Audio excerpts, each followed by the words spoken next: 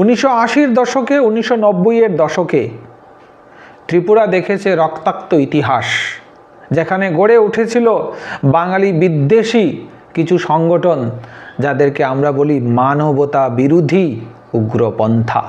আর এই উগ্রপন্থার শিখর ইতিহাসের সঙ্গে সংযুক্ত রয়েছে। বাঙালি বিদ্বেষীর যে ভাবনা, সেই ভাবনাটা রাজতান্ত্রিক প্ররোচনায় গড়ে ওঠেনি, অবশ্যই গড়ে উঠেছে।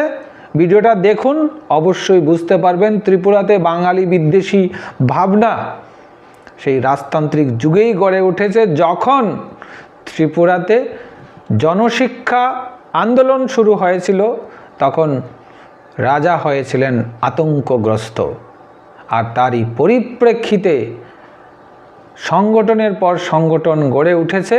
আর শেষ পর্যন্ত এমন একটা সংগঠন গড়ে উঠেছে যাদের একমাত্র উদ্দেশ্য ছিল ত্রিপুরাতে জাতি দাঙ্গা তৈরি করা। সেই উপজাতি বাঙালি বিদ্বেষী সংগঠনের নাম ছিল স্যাংক্রাক দল, উপজাতি কেন্দ্রিক রাজনৈতিক সংগঠন, যার কার্যকলাপ দেখা যায় 1949 সালের পর, বিশেষ করে রাজতন্ত্র বিলুপের পরবর্তী সময়ে। এটি কোনো বিচ্ছিন্ন বা স্বতঃস্ফূর্ত সংগঠন ছিল না।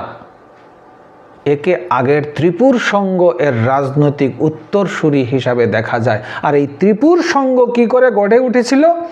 এই ত্রিপুর সংঘ গড়ে উঠেছিল জনশিক্ষা আন্দোলনের বিকল্প হিসাবে, যখন রাজা আতঙ্কগ্রস্ত হয়েছিলেন। কেননা জনশিক্ষা আন্দোলনের ফলে ত্রিপুরার জাতি উপজাতি সরল প্রাণ মানুষ যখন অন্ধ কুসংস্কার থেকে নিজেদের বাইরে নিয়ে এসেছিল, যখন নিজেদের প্রগতিশীল করতে সচেষ্ট হয়েছিল, তখন রাজা আতঙ্কগ্রস্ত হয়ে ওঠেন।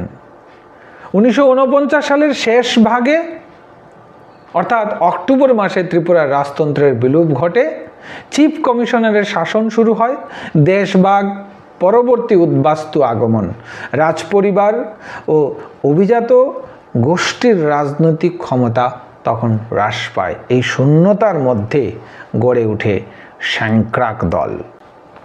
কিভাবে গঠন করা হয়েছিল এই স্যাংক্রাক দল?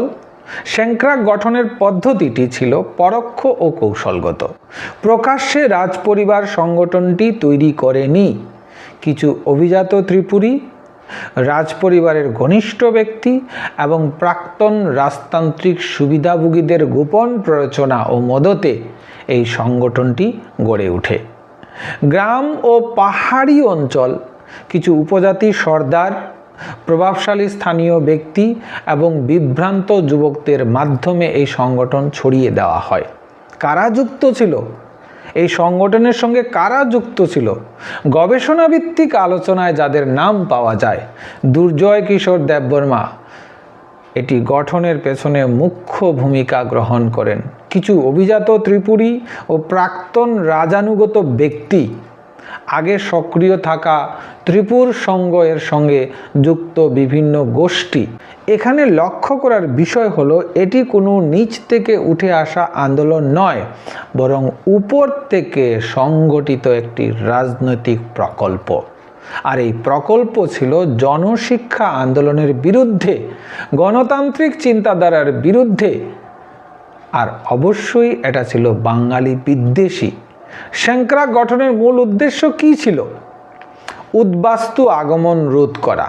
1947-এর পর পূর্ব বাংলা থেকে বিপুল সংখ্যায় বা পূর্ব পাকিস্তান থেকে বিপুল সংখ্যায় উদ্বাস্তু ত্রিপুরায় আসতে শুরু করে।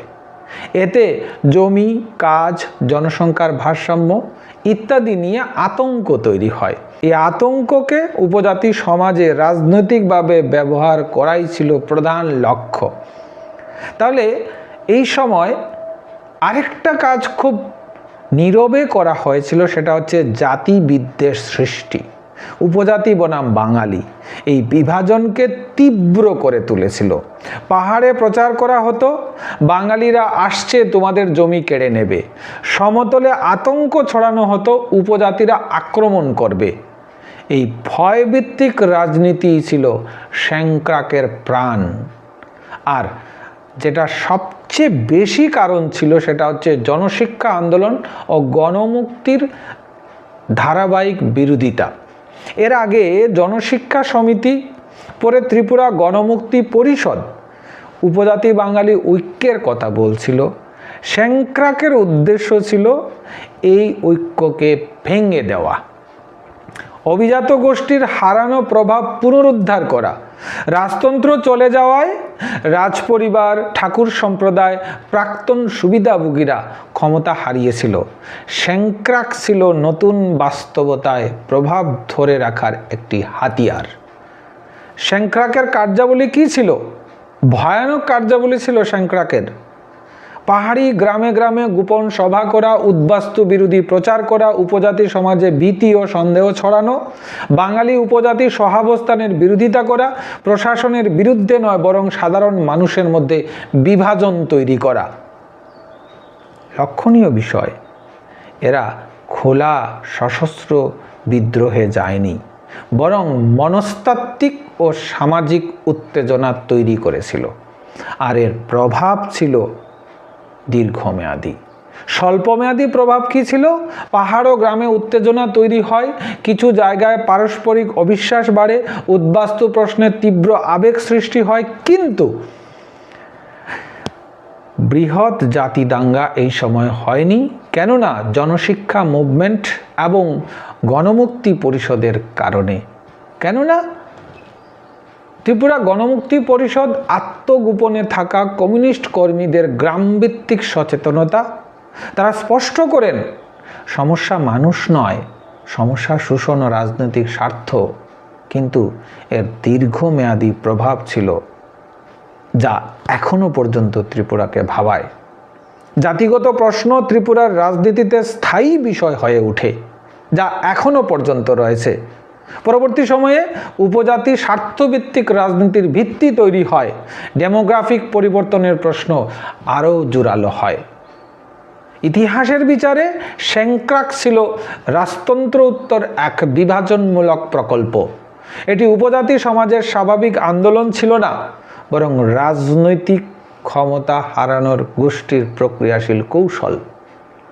স্যাংক্রাক ছিল 1949-এর পর গঠিত একটি উপজাতি সংগঠন, যার উদ্দেশ্য ছিল উদ্বাস্তু আগমন রোধ ও জাতিবিদ্বের সৃষ্টি করে জন ঐক্য ভাঙা। গণমুক্তি পরিষদের সক্রিয়তায় ত্রিপুরা বড় একটি জাতিগত সংঘর্ষ থেকে রক্ষা পায়। এটাই হচ্ছে ইতিহাস। তাহলে ইতিহাস আমাদের চোখ খুলে দে, ইতিহাস আমাদের আঙ্গুল দিয়ে দেখিয়ে দে, বিভাজন নয়, ঐক্যেই শান্তি। আর সেই ঐক্য সম্ভব যখন আমরা ইতিহাসের প্রতি দৃষ্টি নিক্ষেপ করব, ইতিহাসকে জানব এবং ইতিহাস থেকে শিক্ষা নিয়ে পরবর্তী প্রজন্মকে উন্নতির পথে এগিয়ে নিয়ে যাব। ভিডিওটা ভালো লাগলে অবশ্যই লাইক করবেন, শেয়ার করবেন। আর এমন ভিডিও পেতে অবশ্যই হিস্ট্রি আইকিউ চ্যানেলকে সাবস্ক্রাইব করবেন। সবাই ভালো থাকবেন। নমস্কার।